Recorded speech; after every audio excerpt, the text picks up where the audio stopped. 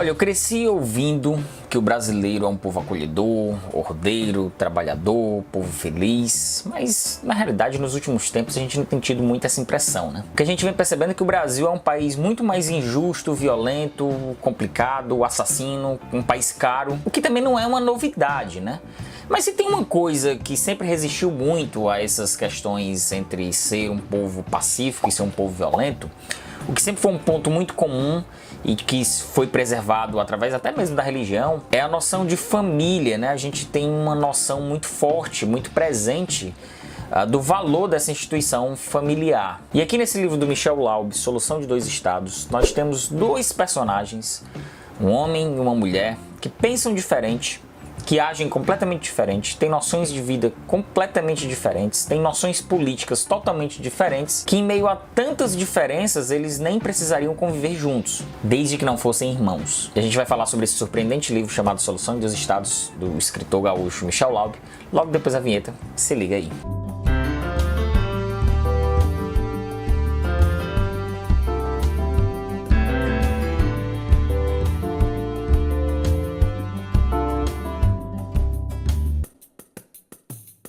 Eu não sei se vocês lembram, mas no começo do ano eu separei 5 livros para ler em 2021, 5 romances dos mais diversos, ainda estou lendo, ainda estou no processo de leitura desses 5 livros. Entre eles estava justamente o Solução de Dois Estados, e esse seria a primeira obra que eu iria ler do Michel Laub. Mas como eu li muitos elogios, muita gente falando de que esse livro talvez seja um pouco mais diferente do Laub e é uma proposta diferenciada da estrutura narrativa dele, tudo, eu resolvi ler o penúltimo livro dele, que é O Tribunal da Quinta-feira. Já fiz vídeo aqui pro canal, vocês podem conferir. E eu acho que eu fiz bem em ter conhecido o Laub, não por esse lançamento, que é um livro que foi lançado no final do ano passado, mas sim pelo livro de 2016, justamente por essas questões, né? De muita gente dizendo que é um livro muito diferenciado dentro da obra dele. Esse é o 8º romance do Laub. Lendo esses 2 livros já deu para ter uma boa noção do estilo e das temáticas que ele aborda. Eu acho que eu fiz bem em ter feito esse pequeno recuo e ter lido o livro anterior do Laub. Mas enfim, deixa eu contar sobre Solução de Dois Estados. Encontrar famílias divididas por questões políticas, que estão com os nervos à flor da pele, que estão cheios de animosidades, os irmãos já não conhecem irmãos, se tornou uma situação cada vez mais comum aqui no Brasil. Essas questões políticas, esses debates políticos que antes não passavam da porta da rua, eram discutidos somente lá fora, política e religião não se discutia dentro de um lar brasileiro. Essas situações têm se tornado cada vez mais comuns, né? Não é difícil você encontrar no noticiário contando sobre grupos extremistas como o QAnon nos Estados Unidos, em que ficam muito caracterizados por separações entre familiares, né? Mas enfim, isso é assunto para um outro vídeo. Eu queria só ilustrar aqui como essas situações estão cada vez mais fortes dentro do seio familiar também. E aqui no livro nós temos 2 irmãos, o Alexandre e a Raquel, que estão dando depoimentos para uma documentarista alemã. Ela está produzindo um filme com eles dois, contando a trajetória de vida deles dois. E o que chama já a atenção logo no início do livro é que ele é montado exatamente como uma decupagem de um documentário, né? Os capítulos aqui são divididos em material pré-editado, material editado, material bruto e por aí vai. Essa diretora está gravando essa série documental em vários países onde a polarização política ficou muito forte, né? Ela já gravou na Síria, na Hungria, na Venezuela e está gravando com os 2 irmãos aqui no Brasil. E a questão aqui é que esses 2 irmãos não se separaram no governo Bolsonaro atual, né? Eles carregam uma herança lá dos tempos do governo Collor. De lá para cá eles vêm carregando uma herança de muita ingratidão, de muito conflito, de muita tristeza nessa família. Eles eram de uma família de classe média alta, o pai empresário, bem sucedido, que manteve a filha estudando em Londres, estudando artes em Londres, enquanto o Alexandre ficou aqui no Brasil. Mas aí veio o plano Collor e a derrocada da família e consequentemente a derrocada do próprio pai, sofrendo as consequências do confisco da poupança e toda a crise gerada a partir dali. E a partir desse contexto dos anos 90, a gente tem uma noção do ressentimento entre os 2 irmãos, né? O Alexandre é muito ressentido porque enquanto a família estava em crise aqui, o pai sofrendo as consequências econômicas do país, a irmã estava na Europa, distante dessa realidade que eles vinham sofrendo aqui no Brasil. O pai super protegia a irmã, é a filha mais velha, e aí ele também se ressente dessas questões. A Raquel, por sua vez, se ressente do irmão por ter popularizado bullying na escola, bullying dentro de casa. Ela que foi uma adolescente que teve traumas por conta do seu peso, sofria apelidos dentro da escola e foi ficando cada vez mais ressentida com o irmão por conta disso. E esse contexto dos personagens é importante porque no momento que eles estão gravando esse documentário, eles adultos estão relembrando o passado, a gente tem a atividade deles hoje, né? Quem são esses dois seres humanos que cresceram com esses ressentimentos, né? A Raquel se tornou uma artista independente, que produz vídeos caseiros e sobe esses vídeos em sites de vídeo pornô. E o Alexandre, por sua vez, é o cara que se formou em educação física, o corpo atlético, e ele trabalha com um esquema de academias e envolvimento com milícia e também igrejas evangélicas. Um esquema empresarial bastante obscuro em que o Alexandre vai passando assim muito por cima dentro dos seus depoimentos, que a gente vai descobrindo ao longo do livro. E tem um terceiro elemento também, que é a própria documentarista, né? A Brenda, que está filmando esses dois irmãos, e que a partir do depoimento deles, ela vai se envolvendo também dentro da história. É ela que une os dois irmãos para que eles contem em momentos distintos, em momentos separados, suas trajetórias, seus causos de vida, né? Agora eu quero fazer uma pequena pausa aqui no vídeo e pedir que você comente aqui embaixo o que mais te incomoda nessa polarização, nesse fla-flu que a gente vê hoje em dia na política nacional, na nossa sociedade. Deixa um comentário aqui embaixo que eu quero conversar com vocês sobre esse assunto. Mas para além de tudo isso, existe um motivo mais profundo que ganhou o noticiário brasileiro, o noticiário mundial, que fez a Brenda procurar pesquisar esses dois irmãos, né?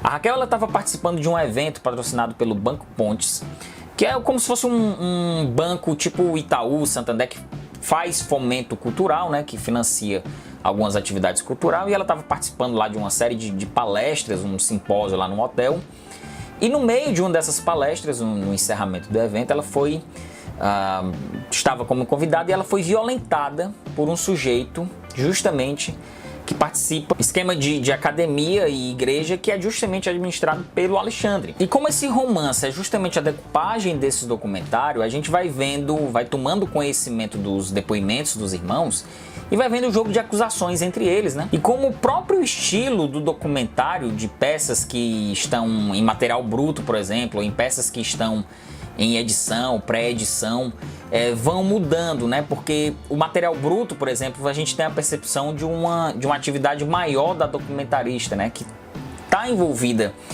com os dois irmãos também porque sofreu um trauma violento na sociedade brasileira, né? Que eu não vou entrar em grandes detalhes, mas ela, na medida que a gente vai percebendo, ela também vai entrando dentro do romance, dentro dessa narrativa que vai ficando muito densa, né? No sentido de um ar muito pesado na medida que esses depoimentos vão sendo tomados, né? Vão sendo gravados. E a fazer o romance com essa estrutura foi muito meritório.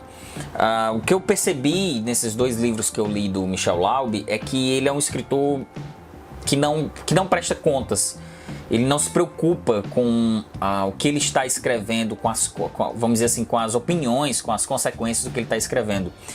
Ele gosta de temas espinhosos, vai jogando o texto dele aqui, claro, com uma linguagem muito bem feita, né, uma narrativa muito bem feita, em que ele se preocupa em imprimir exatamente a realidade que ele quer trazer. Ele não atende a nenhuma demanda. Ele não atende nem mesmo a clichês que seriam muito fáceis dele utilizar aqui, por exemplo, adequar adjetivos ou modismos como o irmão bolsominion, a irmã esquerdopata. E é curioso também porque ele dá tempo aos dois, né? Quase como se fosse um debate ali, não frente a frente, mas ele dá tempo aos dois personagens falarem as suas verdades, as suas opiniões. E aí a gente começa a se identificar com algumas situações, né? A gente começa a a ter empatia com as questões do bullying, da violência sexual que a Raquel sofre, né? Como eu falei, ela é uma artista performática e utiliza atores que estão violentando ali durante os vídeos que ela produz. Os atores que participam com ela da cena utilizam as camisas da Igreja do Irmão, por exemplo. Então tem essas nuances, assim, esse jogo vingativo, esse jogo de até uma certa malícia mesmo dos dois, de encontrar um meio de um ferir o outro dentro da sua vida, mesmo eles já estando rompidos, com as relações muito estremecidas. A instituição familiar deles dois já não funcionam, né, como a gente conhece. E existem 3 detalhes importantes nessa obra, que é o seguinte, são 3 características importantes. Primeiro, eles são herdeiros. Isso é uma coisa que me chamou a atenção. Eles são herdeiros de uma massa falida, né, que teve seus momentos ali de conforto, da filha no começo dos anos 90 morando em Londres, o Alexandre aqui aproveitando também essas benesses que o pai dava, né, de um empresário bem sucedido, e que depois vira uma massa falida, né, de imóveis, joias, alguma herança ali que o Alexandre, que estava aqui no Brasil, se ressente de ter administrado e ter cuidado da mãe, essas coisas. O segundo aspecto é que eles estão gravando um documentário para Brenda, né, que é essa documentarista alemã, em que ela participou em vários países, em situações em que essas sociedades estão rachadas, né, Venezuela, Síria, Hungria, Brasil. E nessas sociedades o que a gente pode entender é que são sociedades que perderam o senso ético, do mais primordial significado que essa palavra possa ter, do mais filosófico, social, político, que essa palavra ética, que é tão curta e tão poderosa, possa ter, né? Porque quando a gente perde nosso senso ético, a gente perde tudo. A gente perde qualquer noção familiar, social, enfim. Esse é o segundo aspecto. E o terceiro aspecto é a ausência de perdão. Os irmãos aqui, eles são muito ressentidos, muito magoados, há uma densidade muito grande no diálogo entre eles. Um atirando pedra além da fronteira do outro. E aí é justamente onde o Laub, muito espertamente, coloca o título do livro, né, do Solução de Dois Estados, que foi um projeto que o Yasser Arafat, o líder palestino, sugeriu lá nos anos 80, de uma solução de 2 estados para uma solução de 2 povos, em que os israelenses, os palestinos estão tentando, até hoje, né, desde o final da Segunda Guerra Mundial, uma solução adequada ali, e que às vezes ganha um protagonismo maior, depois volta, aí um atira um míssil além da fronteira do outro, e que, se a gente for observar bem, esse conflito remonta de muito antes disso, né? A gente tem sempre carregando justamente esses 3 aspectos que eu observei: a herança, a nossa herança, sejam ela qual for, econômica ou uma herança familiar, a ausência de ética e a ausência de perdão. Gostei muito desse livro, gostei muito de acompanhar esses capítulos. O Laub tem, pelo menos desses 2 livros que eu li, são capítulos curtos, né? Ele escreve de forma muito objetiva. Ele tem uma temática, ele tem algumas premissas até muito simples, né? Mas que são muito próximas do nosso cotidiano, né? Essas questões políticas, a questão no Tribunal da Quinta-feira envolvendo cancelamento, violência via internet, né? Aqui é uma violência mais próxima, assim, da nossa realidade aqui nesse Brasil de 2020, 2021 que a gente está vivendo. E, claro, o caminho que ele escolhe percorrer nem é sempre o mais fácil. Como eu falei, ele não se deixa pegar por modismos, né?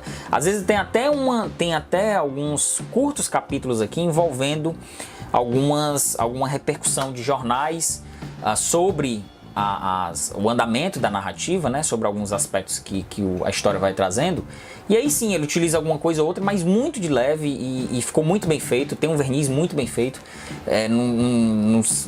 não joga essa coisa muito nossa aqui, por exemplo, de apelidar do bolsominion pra cá, do mortadela pra lá, do esquerdopata, do bolsonaro, enfim, nada disso ele coloca, ele não adequa as coisas nesse sentido. Ele faz com bastante elegância até. Eu gostei muito desse texto dele, gostei até mais do que o Tribunal da Quinta-feira. Muita gente recomendou que eu fizesse a leitura também do Diário da Queda. E aí, quem sabe eu possa trazer aqui também mais um livro do Michel Laub. Você acompanha, tem uma playlist com vários livros de literatura nacional aqui no canal. Recomendo que você dê uma passada lá, tem muita coisa boa. Dos clássicos aos contemporâneos, eu sempre recomendo. Me conta aí, agora eu quero conversar com você sobre a obra do Michel Laub, sobre mais esse livro, Solução de Dois Estados. Mas acima de tudo, eu já vou fazer um pedido aqui a você, se inscreva no canal, dê um like, é importante, um simples like, você se inscrever e divulgar Seleção Literária. Se você gosta do nosso conteúdo, é um entusiasta do nosso conteúdo, você pode assinar o Seleção Literária por R$ 7,99 por mês. Tem uma série de benefícios que estão aparecendo aí na telinha para você, recebe vídeos antecipados, participa do nosso grupo no Telegram. Você concorre a livros em sorteios mensais. Todos os meses eu estou sorteando livros para os nossos assinantes. Então aproveita, é barato e você financia um canal independente aqui no YouTube que fala de literatura e é muito importante esse financiamento pra gente. Se você não puder assinar, mas se quiser fazer uma doação de um Pix a partir de R$1, já será muito bem-vindo aqui pra gente. Beleza, pessoal? Só tenho a agradecer a todo o feedback que vocês nos dão, a toda a audiência. O pessoal dos nossos membros são 100%, assim, a galera muito boa. E é isso. Conheça o nosso trabalho. Vamos falar de Solução de Dois Estados do Michel Laub. É isso aí. Valeu!